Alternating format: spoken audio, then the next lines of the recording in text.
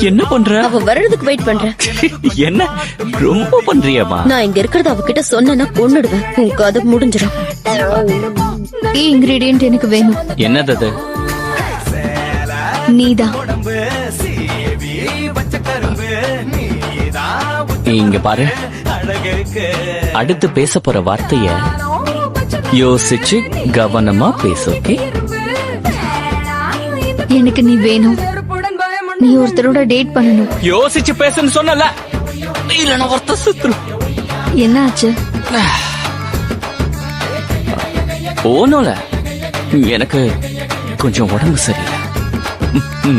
நீ சொல்லு.